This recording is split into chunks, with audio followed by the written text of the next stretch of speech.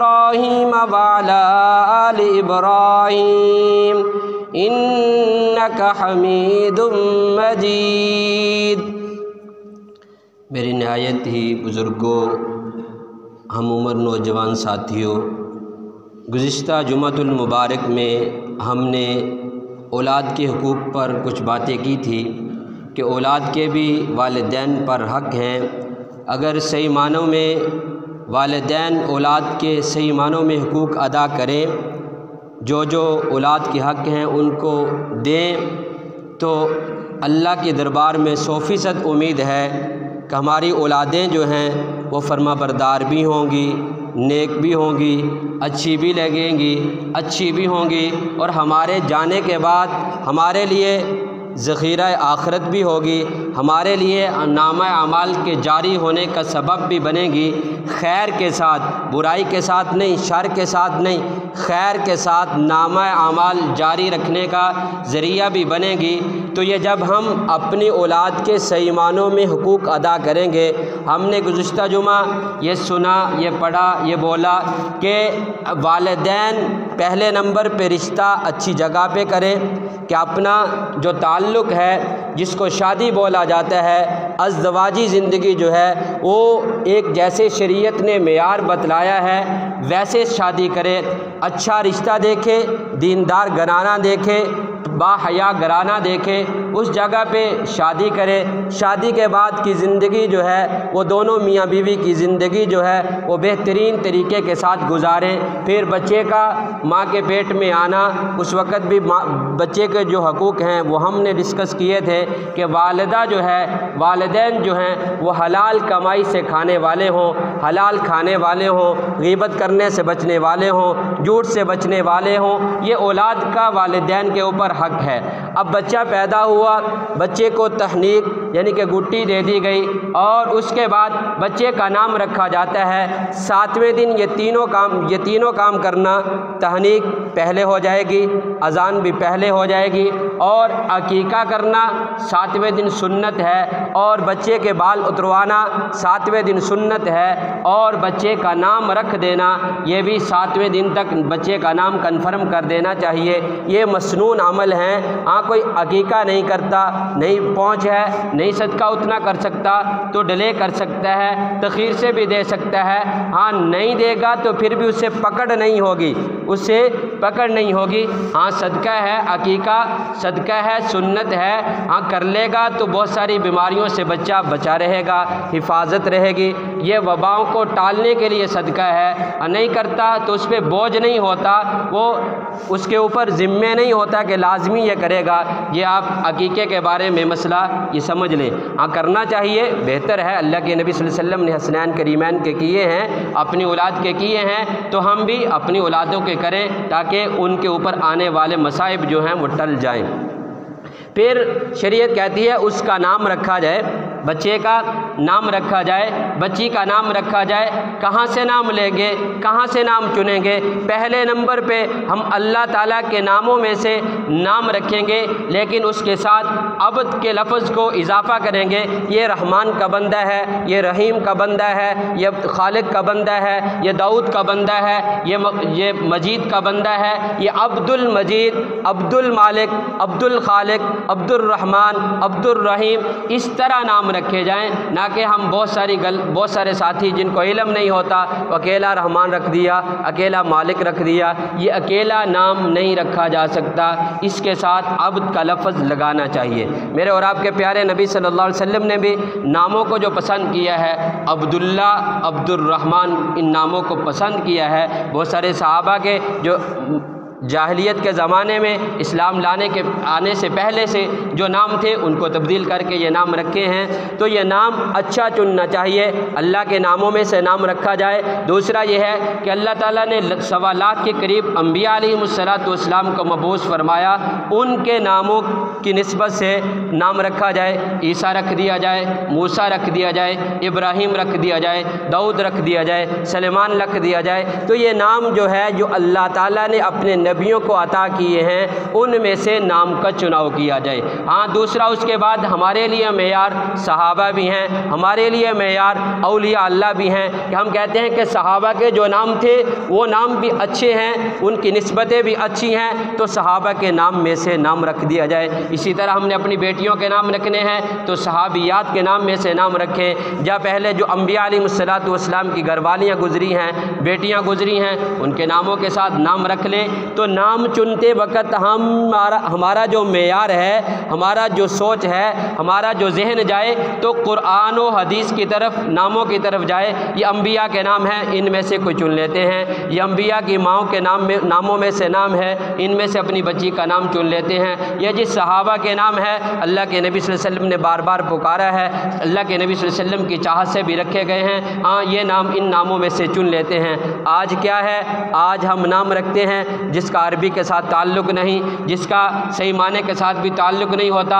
हमने सुना ड्रामे में, हमने सुना फिल्म में, हमने सुना ऐसे ही आवाज़ में, तो कहा कि यार ये नाम प्यारा लगता है, पता नहीं उसका माना क्या है, वो ये किसके साथ निस्बत करके रख रहे हैं, किसको हम आइडियल बना के ये नाम दे रहे हैं, वो हमारी सोच नहीं होती। हमारा आइडियल हो, मेयार हो कि हम अल्लाह के नामों के साथ नाम रखेंगे अपने बच्चे का, उसके साथ अब्द लगाकर, और अम्बिया अलैहिमुस्सलातु वस्सलाम के नाम जो हैं उन नामों में से एक नाम चुन लेंगे। नहीं तो सहाबा इकराम की जो जमात है 1.25 लाख के करीब, उस जमात में से किसी सहाबी का नाम लेकर हम अपने बच्चे का नाम रख दें, अच्छा नाम रख दें। और उसके बाद फिर बच्चा जो है उसको दूध पिलाना है, वो भी बातें हुई थी। हाँ, माँ का बहुत असर होता है, दूध पिलाने पे भी बहुत असर होता है। हज़रत बुख्तियार काकी रहमतुल्लाह अलैह एक अल्लाह वाले बुज़ुर्ग गुज़रे हैं, कहते हैं कि वो जब बोलना शुरू किया, उन्होंने बोलना शुरू किया, वालिदा ने हाथ पकड़ा और कारी साहब के पास छोड़ने के लिए गए कि इसको कुरान पाक पढ़ा दीजिए।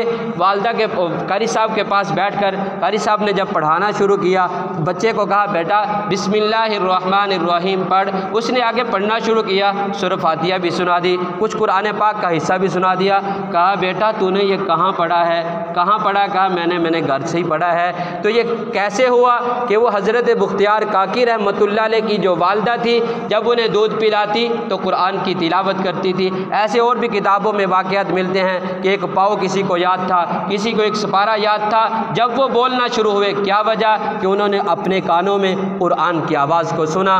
उन्होंने जब उनकी माँ ने दूध पिलाया तो बावजू होकर और कुरान की तिलावत करते हुए पिलाया, और जब वो बोले वही बोले जो उनकी तरबियत में रचा हुआ था, जो उन्होंने दूध पीते हुए सुना हुआ था, जो बचपन में ना बोलने की हालत में जो आवाज़ सुनी थी उसी के ऊपर बोलना शुरू कर दिया। तो ये भी वालिदा का हक़ है, वालिदा अपनी औलाद का इस तरह हक़ अदा करे, यूँ ना करे कि अभी वज़ू भी नहीं, नहाई धोई भी नहीं, कुछ भी नहीं, ऐसे ही बच्चे को उठाया, दूध पिलाना शुरू कर दिया, बातें भी कर रही है, फिल्में भी देख रही है और चुगलियाँ कर रही है। ये बच्चे पे असर पड़ेगा, कल पूछ होगी, कल पता चलेगा। यही बच्चा जब सामने होगा यही वालिदा की नाफरमानी भी करेगा, वालिद की नाफरमानी भी करेगा। क्यों? वालिद ने इसका हक़ नहीं अदा किया। एक बूढ़ा आया हज़रत उमर रज़ी अल्लाह अन्हु के ज़माने में, हज़रत उमर रज़ी अल्लाह अन्हु को शिकायत लगाता है कि मेरा बच्चा जो है मेरा कहा नहीं मानता, मेरे हकूक़ नहीं अदा करता, मेरे इस पर जो हक़ है वो देता नहीं है। तो हज़रत उमर रज़ी अल्लाह अन्हु ने बेटे को बुलाया, कहा जाओ बुला कर लाओ।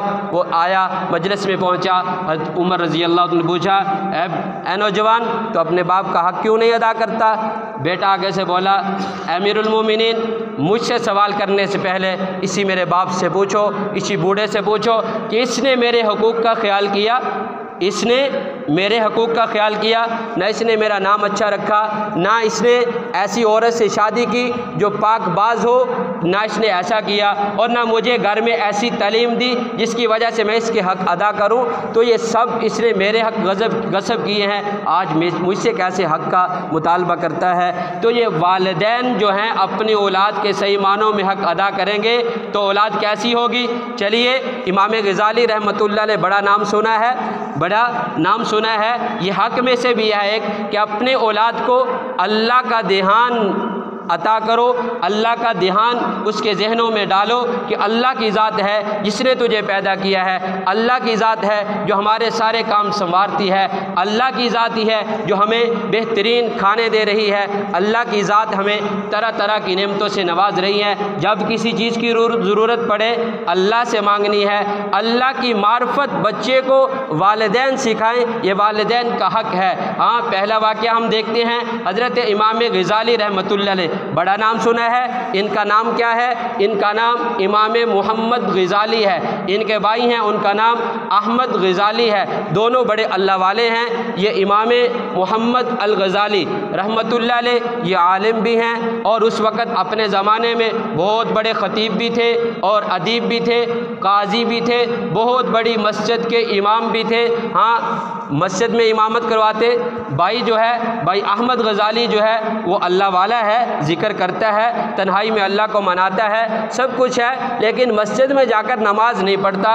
हज़रत इमाम मोहम्मद ग़ज़ाली रहमतुल्लाह अलैह ने वालिदा से कहा, अम्मा जान देखो मैं लोगों को नमाज़ पढ़ाता हूँ, लोग मुझे कहते हैं तेरा भाई तो तेरे पीछे नमाज नहीं पढ़ता, बाकी लोग दूसरे कैसे आए? तो कहते हैं वालिदा को जाकर ये जब शिकायत की तो वालिदा ने कहा, बेटा आप घर में जो नमाज़ पढ़ते हैं मस्जिद में जाकर पढ़ा करो। ठीक है अम्मा जान, फर्माबरदार थे, नेक थे। कहा ठीक है अम्मा जान, मस्जिद में जाकर पढ़ूंगा। मस्जिद में आए नमाज के लिए, नमाज़ पढ़ रहे हैं, एक रकत पढ़ी, एक रकत पढ़ने के बाद छोड़कर चले गए, घर जाकर नमाज़ पढ़ी। तो इमाम ग़ज़ाली रहमतुल्लाह ने जब सलाम फेरा वापस चले गए। लोगों ने कहा ये कैसा कि तेरा भाई आया एक रकत पढ़ के वापस चला गया, तेरा भाई आया एक रकत पढ़ के वापस चला गया। ये इमाम मोहम्मद ग़ज़ाली जो हैं ये अहले इल्म भी हैं और ख़तीब भी हैं, काजी भी हैं, बड़े ओहदे वाले हैं। और इमाम अहमद जो हैं, इमाम अहमद ग़ज़ाली जो इनके भाई हैं, वो अल्लाह अल्लाह में डूबे हुए थे, अल्लाह अल्लाह करते रहते थे, ज़िक्र व अज़कार करते थे, वो भी अल्लाह के साथ लो लगाए हुए थे। तो ये जब वापस आ गए तो इमाम मोहम्मद ग़ज़ाली, इमाम ग़ज़ाली जो मशहूर हैं, उन्होंने जाकर वालिदा को फिर शिकायत लगाई कि अम्मा जान आज भाई ने ये क्या किया, नमाज़ पढ़ते पढ़ते एक रकत पढ़ी और वापस आ गए। कहा अम्मा जान मैं इसके पीछे कैसे नमाज़ पढ़ता, जब तक ये अल्लाह की नमाज़ पढ़ता रहा मैं इसके पीछे खड़ा रहा, और जब ये दुनिया में खो गया मैं वापस आ गया। इमाम ग़ज़ाली रहमतुल्लाह अलैह ने जब ये जुमला सुना और दोनों भाइयों का ये मुकालमा हुआ, भाई फिर वालिदा ने पूछा, वालिदा ने कहा हाँ बेटे, कहा अम्मा जान ज़रूर ऐसे हुआ, जब मैं पहली रकत पढ़ा रहा था तो मेरी पूरी तवज्जो अल्लाह की तरफ थी और नमाज से पहले मैं मुताला कर रहा था, औरत के हैज़ और निफास के मसाइल को देख रहा था, मेरे जहन में वो बात घूमी, फ़ौरन यानी कि वो तवज्जो मेरी हटी, उधर चले गई। फिर मैंने अपनी तवज्जो को नमाज की तरफ लगाया, अल्लाह की तरफ लगाया। हाँ, दूसरी रकत में मेरे साथ ज़रूर हुआ था। उसने कहा इसी वजह से जब तक तू अल्लाह की नमाज में लगा हुआ था मैं तेरे पीछे खड़ा रहा, जब तू अपनी सोचों में गुम हुआ मैं तुझे छोड़ के आ गया। तो वालिदा ने जुमले क्या कहे, वालिदा भी तो अल्लाह वाली थी, वालिदा जिसने बच्चों की इस कदर तरबियत की हुई थी वो भी तो अल्लाह वाली थी, उसने भी मार्फत की बात ऐसी की, कहा है अफसोस मेरे दो बच्चे दोनों ही किसी काम के नहीं। क्या जुमले कहा, हाय अफसोस मेरे दो बच्चे दोनों ही किसी काम के नहीं। बेटे परेशान, इमाम मोहम्मद कह रहे हैं, अहमद कह रहे हैं कि अम्मा जान क्यों, मैं भी काम का नहीं। इमाम मोहम्मद ग़ज़ाली रहमतुल्लाह कह रहे हैं अम्मा जान मैं भी कोई काम का नहीं। बड़े वक़्त के अपने लिहाज से तो बड़ी बड़ी शख्सियत थे, हमसे तो बहुत आला थे। तो दोनों बच्चे अपनी माँ से कह रहे हैं, जवान हैं, बड़ी उम्र में हैं, क्या कह रहे हैं अम्मा जान हम दोनों किसी काम के नहीं। दोनों परेशान हुए, कहा हाँ दोनों किसी काम के नहीं। एक जो है वो लोगों के मसाइल में उलझा हुआ है और एक जो है उसके दिल पे नज़र डाले हुए, अल्लाह के आगे तो कोई भी नहीं खड़ा हुआ, अल्लाह की तरफ तवज्जो तो दोनों की नहीं है। क्या अफसोस ना करूं? कितनी बड़ी बात कही। हम कहते हम तो बात करते तो कहते बस इमाम अहमद जो था उसने बहुत बड़ी बात कर दी। नहीं, वालिदा ने दोनों को सबक दिया, बेटा तू जिस तरफ तवज्जो करके खड़ा था तेरा भी ये हक़ नहीं था, और ए बेटा तू जो नमाज़ पढ़ते हुए तेरा जो ध्यान दूसरी तरफ गया तेरा भी ये हक़ नहीं था, तू भी अपनी तवज्जो खालिसतन अल्लाह की तरफ रखता और पीछे खड़ा होने वाला भी अपनी खालिसतन तवज्जो अल्लाह की तरफ रखता। ये कौन बता रही है? वालिदा बता रही है। कौन बता रही है? वालिदा। जब वालिदा नेक होगी तो ऐसी ही तरबियत करेगी।